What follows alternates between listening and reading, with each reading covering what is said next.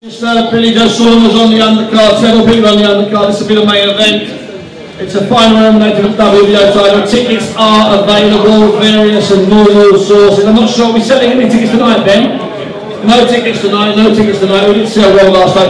I tell you, I'm going to have to ask you to sit down now in front. If you've got your cameras, unless you're on a tripod, I have to ask you to move back if the people are waiting, and they've been waiting a long time. Okay, so either kneel down. Thank you, boys. Okay. We'll make a bit of a gap there. Guy with the red scarf on, he's going to have to do something. Are we okay? Everyone in the back okay-ish? Yes? Speak to me, speak to me. Hello, Nick. Yes, we're nearly there. We're getting thumbs up from all sorts of people. Makes no difference. I'm in charge, as they say in the trade. Right, we had this sort of head-to-head up in Manchester a couple of weeks ago, and it was a lot of fun. It was very noisy. Dereck was there. Tyson was there. There was some confusion. Then it got a bit heated. So I'll be absolutely honest with you. Neither of these two particularly like each other. They both have a history of allowing sometimes their emotions to get the better of them. Sometimes in the ring, sometimes outside the ring. So what I'm going to do, my role in this is, despite what a lot of you would like to see, which is me being thrown around like a rag doll, which is of course very funny. James Helder from My Film London, particularly happy with that. Mick Hennessy will put it up on as his phone saver. It's not going to work that way. Hopefully not, it's going to work that way. I'm going to chat to the two boxers, and then if you have a question you can either come forward and I'm going to try and get through it. First of all, Dereck, thanks for coming. Tyson, thanks for coming. Tyson, I know you've got to get a train. Dereck, I know you've got commitments to get on with. I'm going to start with, I don't know if any of you saw today, but David Hay, a man who you fought and who played you a little bit, and a man who played you a little bit, Tyson, he's come out and admitted today that perhaps he got it wrong last year, and he's coming back. He's going to have 3 fights a year. I'm going to ask you first. David Hay's going to have 3 fights a year, so he says, and you to fight a world title. Steve, just let me stop you there, right? David Hay is a fucking pussy. This is a ring for men. We are men. We fucking fight. When we say we're going to fight, we fight, yeah? Let's not talk about David A, tosser, who don't want to fight anybody with a pulse. Let's just keep it between me and Dereck. Fighting men. I think I'll take that advice. Call me old-fashioned, but I'm going to listen to that advice. Dereck, but I am going to ask you, Dereck, the last time we were up in Manchester, it got very heated, and you were fine, you were fantastic. You gave away tickets to people in the audience, you were brilliant. And then you did seem to lose your cool a bit at the end. Is that a fair comment? Is this fight starting to get to you, Dereck? No, I'm good. Good and relaxed? I'm good, yeah. You know, the worst thing that happened about 10 years ago with heavyweights is they all started doing yoga and meditation. And it means they're also calm and nice. Whatever happened? I mean, imagine Herbie High, if he'd have done yoga, you'd never have heard of him.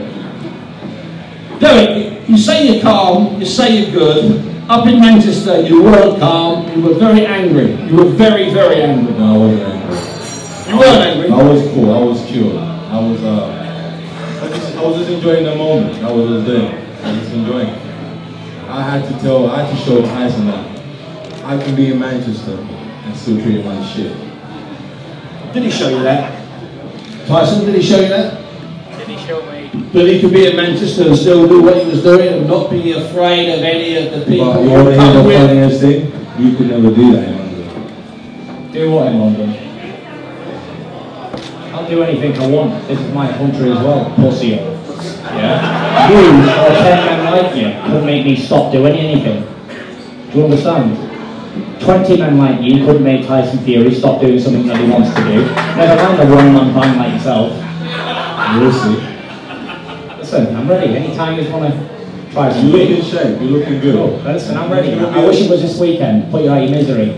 Stop you from thinking about the fight all the time. You know, I hope it was this weekend. To be honest, I'm not even thinking about the fight. I don't think about the fight. Is it that a mistake? Yep. No, it's not a mistake. I go to the gym for 4 hours from 9 o'clock in the morning to 12 or 1 o'clock. You know, that's when I think about the fight. That's when me and Don, you know, we do our prep work, we do everything right. Me and my fitness trainers, we do everything right. And then after that, I go home, relax with the one I love, my little girl, and that's it. Tyson, I've seen you in build-ups to fights, and you do get, the closer they get, you get what I like. You get a bit edgier and a bit angrier and a bit tight. Are you aware of that? I mean, do you change around the people you love? Because obviously you don't love Dereck, and I like you, but I'm assuming you don't love me. But do you get around the people you love? Are you edgy around them as well? You know, I'm a little bit edgy around everybody sometimes. You know, sometimes I wake up in a bad mood and I feel like being edgy, but you know, I realise that you can only be edgy, you're only letting yourself down, you know. You must wake up in a good mood every day, because every day is a glorious day. Every day that God sends us, we have to be thankful for. So that's what I wake up to enjoy. And you talk about taking the fight this weekend, and I'll come to you with the second part of this question, Dereck. Are you ready now? I mean, are you physically ready? Are you mentally ready? Could you fight this weekend?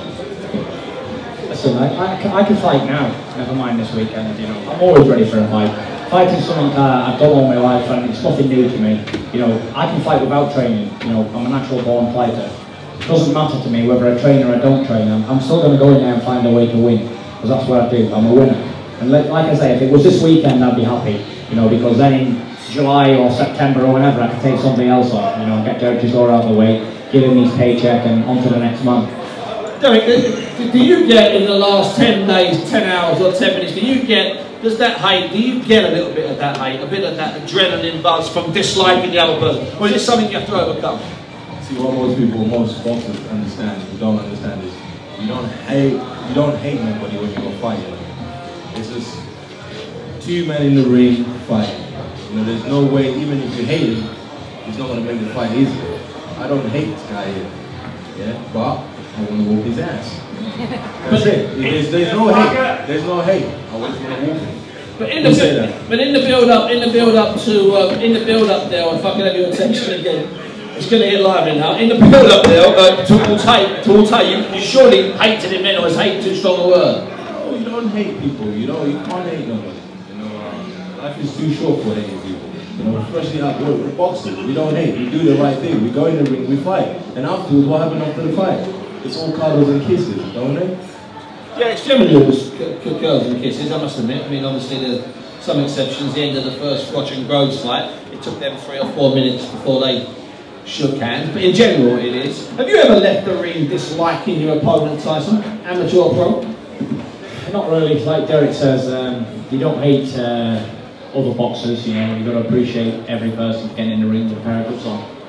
You know, I've got no hate towards Dereck Chisora. I actually love Dereck Chisora because he's making me a lot of money on the 26th of July, and I'm making him a lot of money, so I actually love this guy. Thank you very much, Dereck. I appreciate you making me a lot of money. You know, I can't say I hate. You're welcome. I can't say I hate the guy. You know, you're welcome. I love every opponent that gets lined up for me, because you know it's making me a richer person, and I put in the hard work. So we all deserve to get paid, and you know we're getting paid, so there's no animosity here. You know. Dereck Chisora is a good fighter, I'm a good fighter, I'm looking forward to a great fight. And you know what, the only thing I can say is, may the best man win on the night, and that is it. Still, I mean, that was, you know, fine words there, but in general what comes out of Tyson's mouth is just a list of things that he's going to be able to do to you in the ring. Is there a chance, you think, that he's reading too much into your first fight together, and then could he be overconfident, Del? No. You know the way he's doing in the ring, in the music gym up in Manchester. We know what we're doing in the gym up in North London. You know, when you train great, you always think you got way to win the fight, and then comes the late rounds, you start finding it difficult. For us, we know we're doing everything right, and I think he's doing everything right as well. So. All I can say to the public right now is, this ain't going to be a tickling competition, to be honest with you.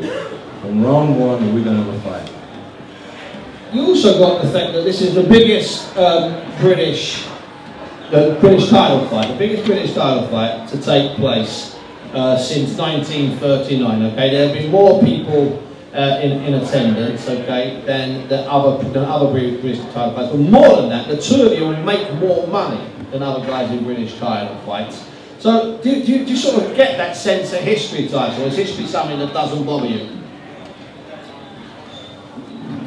You know, history is history, Steve. what happened yesterday is history. You know, what happens tomorrow is a mystery.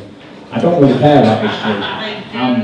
I'm a bit of a modern person. I like to look to the future and I like new things. I don't like old things. My dad likes old things, classical things and all that shit, but I like new things. I prefer a new thing than anything old. You know, and like I said, history is history. I'm going to make history, but who gives a shit about history? Because it's all in the past anyway. At what point in the fight do you think that Tyson will realise he's made a mistake in underestimating you? Do you think there's a point in the fight? Do you think you're going to sense that point in round 3 or 4, a bit like Carl did last week against George? Do you think that's going to happen? No. We are fighters, we're gladiators, you know. Fighting is in his blood, is in my actually it's not in my blood. I only got it when I was 16, to be honest with you, but I can fight. But it don't matter. We're just going to fight. We're gonna have a little terror. It don't matter. He's gonna, if he hits me hard, you know, I'm gonna come back. You know, it's gonna be a great fight. You know, I am more looking forward to this fight than any other fight I've had in my career. What about you, Tyson? Are you looking forward to this more than any other fight you've had in your career to this point? Yeah, definitely, because this is the brink of becoming a heavyweight champion. You know, every boxer aspires to be a heavyweight champion or whatever weight division they're in. They want to be the champion of that division. You know. And something I've been doing all my life, Steve. It's been a long time coming.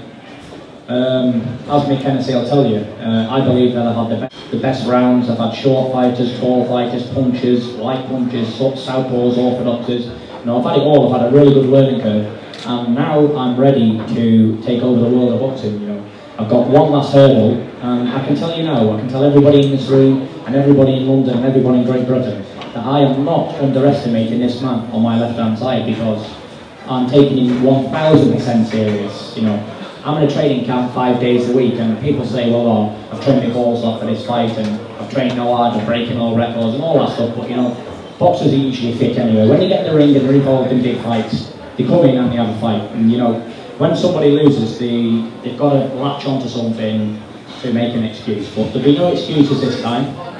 There was no excuses last time. You know, and I hope we're both going to leave it all in the ring, and most of all, put on a good heavyweight fight that this country's been lacking for a long time, you know. I hope the fans will be talking about it for a while, you know. And Chisora will always be remembered, as far as I'm concerned, anyway, because he's a very tough fighter. He always comes to fight. He hasn't avoided anybody in his whole career. So you have to admire him for that. You've got to admire him. As much as you want to dislike him, as much as we want to see you two going chest to chest and screaming and shouting, you can't. The fighting man in you won't let you not admire him. If I was to burst my bubble now and let the top of my head shoot off like a cartoon and all, you've done it in the past. Come out, yeah, that'd be just letting myself down, because you know, I'm a professional fighter. I'm a seasoned veteran now, 25 years old. I might have done that when I was 22. Yeah, but I'm 25 now. I'm a seasoned vet in this game, and I'm really prepared to do battle with Dereck Chisora, whether it's a 1-round job or a 12-round job or whatever rounds it's going to be. I can honestly say now, I will be in fantastic shape for the fight.